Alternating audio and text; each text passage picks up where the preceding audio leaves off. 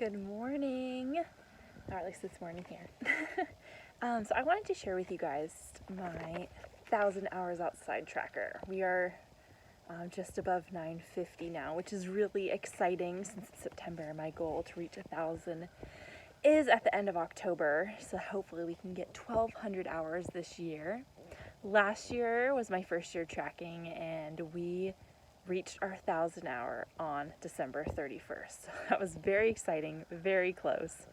But this year, since I had already been through it the year before, I knew what we needed to do to accomplish that 1,000 hours.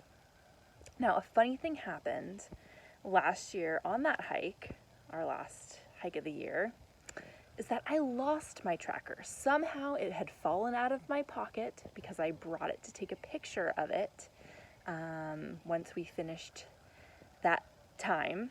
And when I went into my pocket, it was no longer there. And the little download that I received was that it's more about the journey, not about the amount of time and completing the goal.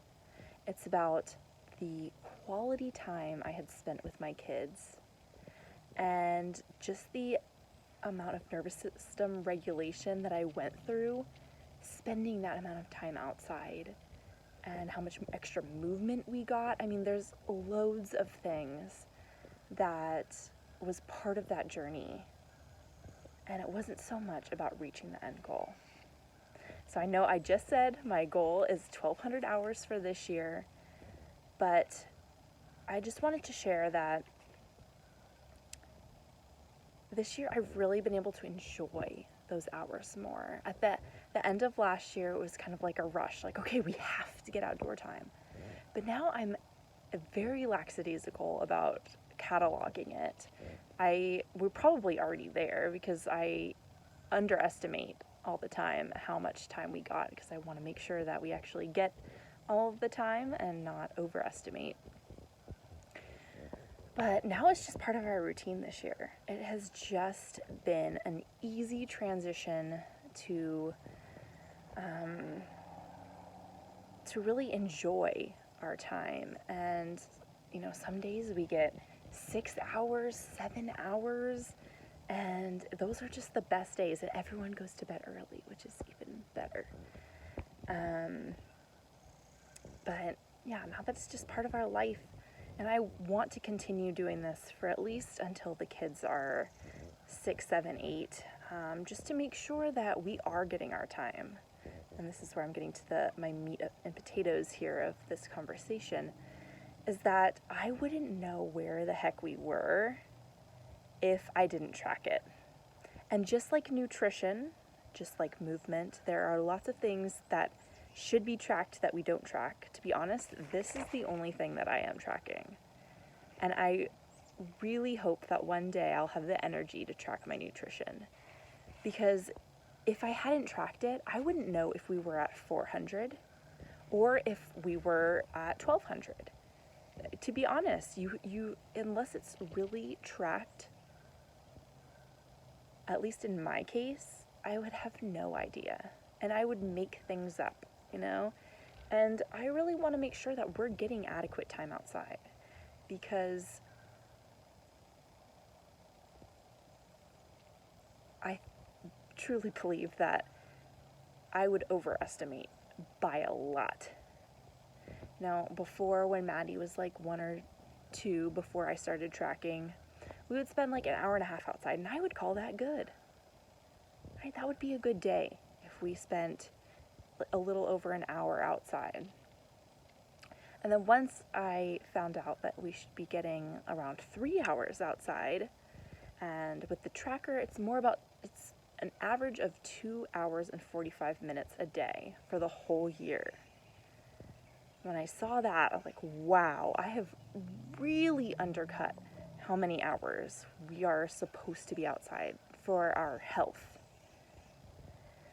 So I just wanted to share that with you, because I feel like this happens a lot in our lives. If we don't catalog something, we tend to either like way overestimate or way underestimate. And that's also why I do my gratitude journal at night, because I want to make sure that every day I am spending some time appreciating what I have in my life.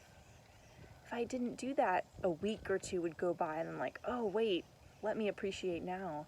But by having that system in place, that I have my book next to my nightstand, that every night I write in it, and that way I guarantee that I am spending time every day being grateful. And even once a day is not enough for that, but at least I have that system in place where at the end of the day, I can review my day and say, wow, I'm so grateful and thankful that I had this person in my life, that we went to this thing that just brought us so much joy. But yeah, take it what you need for your life, but start tracking the things that you say are really important to you. Outdoor time is really important to me, so this is something that I find very doable, and that it's important to me not to overestimate how much time we're spending. If nutrition is really important to you, you should track nutrition.